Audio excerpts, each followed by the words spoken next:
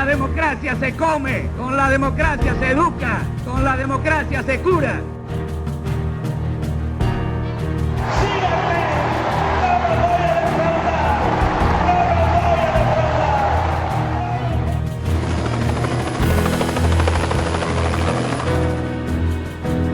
Si así no lo hiciere, Dios y la patria me lo demandan.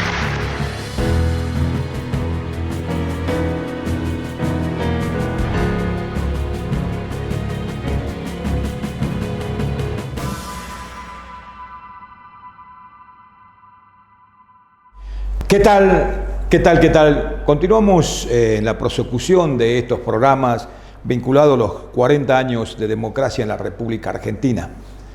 Y vamos a conversar de la Unión Cívica Radical con un dirigente emblemático y joven de esa época del radicalismo, porque Alfonsín había traído fuertemente a la juventud hacia su lugar, y el radicalismo empezaba a dar cuenta en todo el país y en Salta de su efecto importante en la campaña de Alfonsín. Y José María Farisano ha sido una pieza clave en el alfonsinismo de Salta, sin lugar a dudas.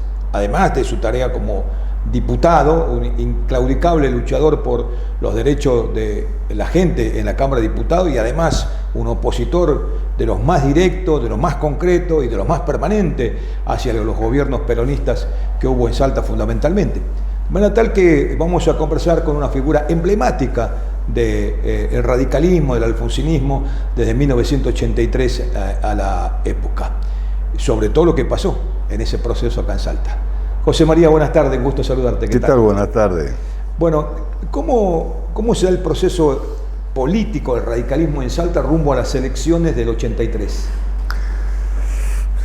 40 años atrás. Bueno, esto, digamos,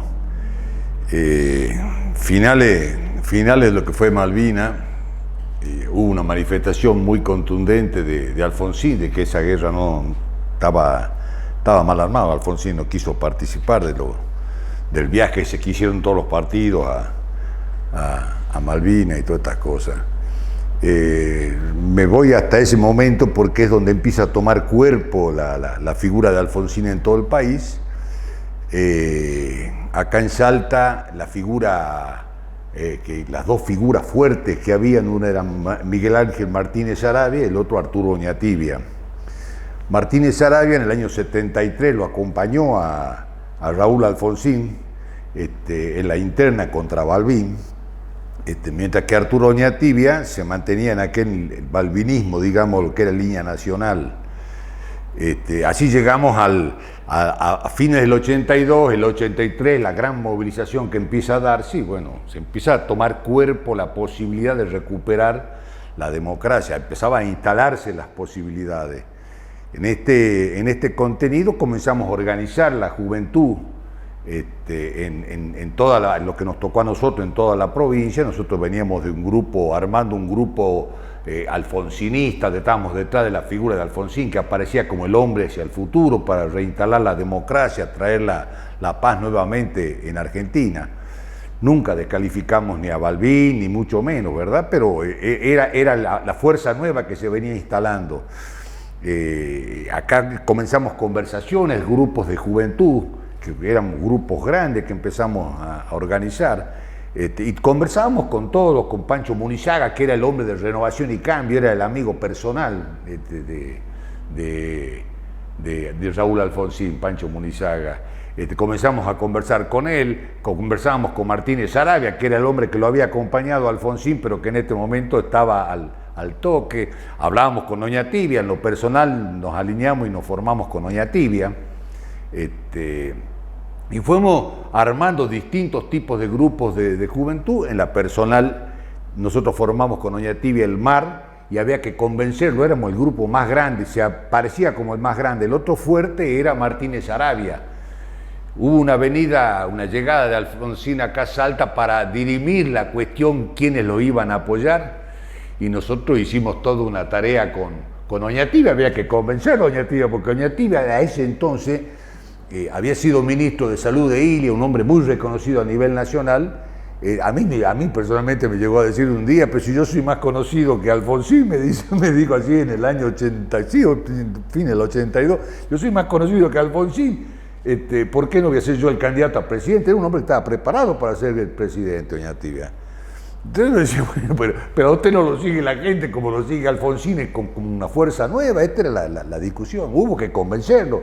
Es más, lo llevamos a escondida, Alfonsín, 2 o 3 oportunidades a la casa de doña Tibia, a que charlaran entre ellos y hubo una reunión en el hotel provincial entre Martínez Saravia y Alfonsina sola. Y ahí transpiramos nosotros, porque en la interna éramos ya del otro grupo, y Martínez Saravia se hacía un arreglo con Alfonsín, quedábamos fuera de juego todo el resto. Y no, Martínez Saravia salió apoyando al balvinismo, digamos, a lo que era la línea nacional, y salieron con De la Rúa. Ellos salieron con De la Rúa y nosotros salimos con Alfonsín. Se impone la interna, avanzamos en la estructura de la provincia. Roberto Romero lo derrota Caro, es decir, era otro peronismo más populista, menos de armado intelectual que con el que venía armado Caro. Entonces se impone un esquema de peronismo nuevo, un radicalismo que venía con fuerza, y por detrás aparece el Partido Renovador, que era un partido construido desde el proceso militar, ¿no es cierto? Por eso Ulloa 6 meses antes de terminar el mandato, o sea que entregaran el poder, él renuncia, ahí va de gobernador, dejan un sucesor transitorio, y se presentan con el Partido Renovador en las elecciones del 83. Esto tiene que ver con cosas que van a pasar a posterior, son muchos años los que han pasado. Esta provincia, acá termina dándose un triunfo de Roberto Romero en la gobernación. Nosotros se nos mancó, se nos enfermó y se nos fue Arturo Oñatibia. El hombre fuerte que teníamos que haber apoyado ya en esa instancia quizás hubiera tenido que ser. Nosotros fuimos con Bernardo Solá, que era el segundo de Oñatibia, pero el fuerte que aparecía dentro del partido también era Martínez Saravia. Tenemos que haber buscado que no hubiera estas internas que siempre nos carcomen el hígado y terminamos después lamentándonos, ¿no? Y nos dejamos llevar por todo este tipo de cosas. 40 años han pasado y sigue lo mismo, ¿no? Y se da ese fenómeno donde Roberto Romero se impone en la elección, y Alfonsín se impone en la nacional. Quiero acotar de que los electores a presidenta, en ese momento se elegían a presidente por electores, los de la gente del Partido Renovador con sus electores lo apoyaron a Alfonsín. Y esto fue una gestión del propio Alfonsín. Ya estoy contando cosas, pero hay que conocer la historia. Estábamos sentados con Pancho Munizaga, todo el grupo que estábamos ahí con Alfonsín, había venido con Borrás lo acompañaba, que después fue ministro de Defensa. Estábamos sentados en el Victoria Plaza, en la galería de afuera, y yo lo veía que hablaba Alfonsín, y estaba hablando por teléfono, no había celulares, te pasaban un inalámbrico de ahí adentro del Victoria, y estaba hablando con el intendente que hacía de intermediario en ese momento, que era Quintana, y hacía de intermediario, que es radical Quintana, pero era intendente de Ulloa. Sí. Y estaba hablando por los electores del Partido Renovador. Yo de golpe empiezo a escuchar, o sea, nombre me resultaba... Cerraba, digamos. Yo tenía 26 años en ese momento. Y le digo, ¿pero con quién está hablando? Y Alfonsín me dice así, estoy hablando con Quintana, pero estoy buscando a los electores del Partido Renovador que nos sigan a nosotros también.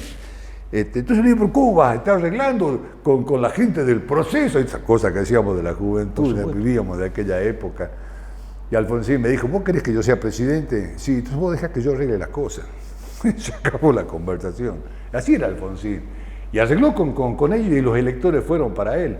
Así como arreglaba ese tipo de cosas y conversaba y dialogaba con todo el mundo, Alfonsín, así también nosotros como jóvenes que éramos todos, que estábamos engreídos y decíamos paredón, eso es lo que cantábamos, paredón, los milicos al paredón. ¿Te acordás de esas cosas? Sí. Y Alfonsín nos cayó el pico, nos cerró el pico. Nos dijo, ustedes... Callaos la boca, acá no hay paredón para nadie. Acá se acabó la violencia.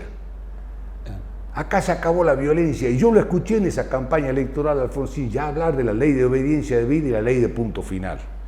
Ya venía hablando, porque decía que había que juzgar a las cabezas de los terroristas y las cabezas militares de lo que habían originado en el país, ¿sí? Pero que había que dar por terminado ese capítulo, porque había que avanzar en la construcción de la democracia. Esto ya lo decía en la campaña electoral del 83.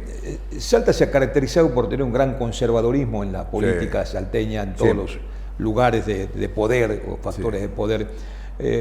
¿Cómo el alfonsinismo se pone dentro del Partido Radical e intenta que sea una fuerza no conservadora, sino una fuerza progresista dentro del partido? Incluso creo que esto sucedió hasta el triunfo de Espeche con la candidatura al senador por la capital, de la mano de Alfonsín, obviamente, pero el radicalismo quizá no supo aprovechar ese momento histórico que le brindó Alfonsín en Salta. No pudimos construir, era muy fuerte, los sectores conservadores del partido siempre han sido muy fuertes. El radicalismo viene de viejas peleas, de la época del Rengo Sarabia, son historias que trae el radicalismo desde la época de Güemes. A Güemes, las mismas familias conservadoras de Salta le hacían la zancadilla a Güemes. O sea, Güemes lo traicionan los propios ciudadanos de Salta, porque esta es parte de la historia. Yo te voy a dar otro análisis de la historia con Joaquín Castellano. Joaquín Castellano fue, que era el secretario personal y amigo personal de Leandro Alem. Joaquín Castellano fue gobernador 2 años, allá por el año, en el año 1920. Fue 2 años gobernador y tuvo que ser intervenido por Irigoyen, porque los propios radicales de acá de Salta, junto con los conservadores, le movieron el piso, y era tal el bolonqui que había que Irigoyen, para poner un poco de tranquilidad, y tuvo que intervenirlo al partido no, a la provincia. Claro. Tuvo que sacar a Joaquín Castellano. Joaquín Castellano, ¿por qué? Porque puso en vigencia lo que se llamó la ley Güemes, que eran las 8 horas laborables, y les dolió. Y lo otro que puso, que acá los salteños no saben mucho de eso, la otra cosa que puso Joaquín Castellano en plena vigencia fue la ley de agua. La primera ley de agua, donde dijo que los cursos de los ríos son propiedad del Estado, que hoy está en la Constitución. Pero eso lo puso Joaquín, no se la querían perdonar, ¿verdad? Entonces te acusaban dentro, o sea, le faltó en Salta no solamente con el radicalismo, la sociedad de Salta es una sociedad conservadora en sí, ¿verdad?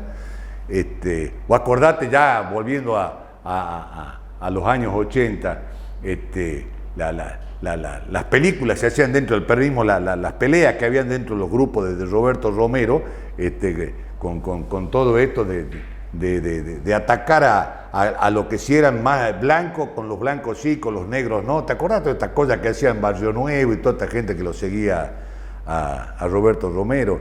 Entonces, vos te pones a pensar en eso. Roberto Romero deja el gobierno y se lo deja en manos de Hernán Cornejo, y Hernán Cornejo le da un zarpazo, que es el grupo de la derecha del peronismo, ¿verdad? Que antes era el secretario de Romero, después le hace la zancadilla.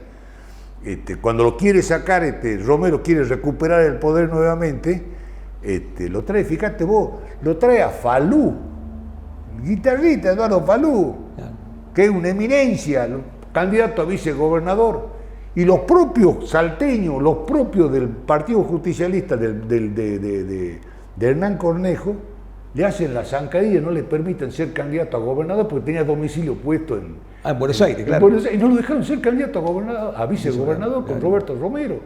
Y ahí hace Hernán Cornejo una alianza bajo la mesa, porque esa fue una alianza bajo la mesa que hace Hernán Cornejo, con gente del radicalismo,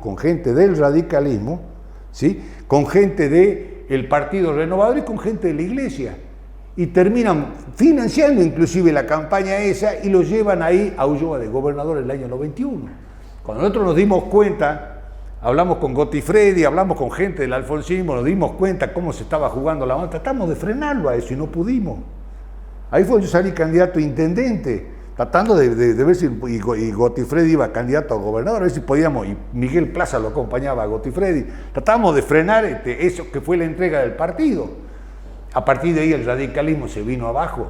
Nosotros teníamos intendentes por todos lados, teníamos el Partido Renovador era tercero lejos atrás y se quedaron con el poder. Y al quedarse con el poder en ese momento, nos cooptaron la mayoría del partido. El radicalismo se desmembró.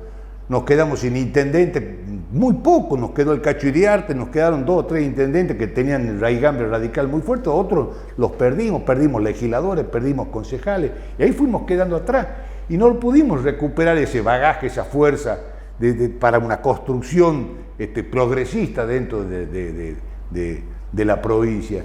Bueno, esto es Salta, es parte de la historia, es parte de la historia. Ya volvemos con José María Farizano y vamos a hablar de la otra etapa del radicalismo. Hasta acá el radicalismo con Alfonsín, después Alfonsín se va del poder, pero el radicalismo de Salta sigue su historia dentro de estos 40 años de democracia.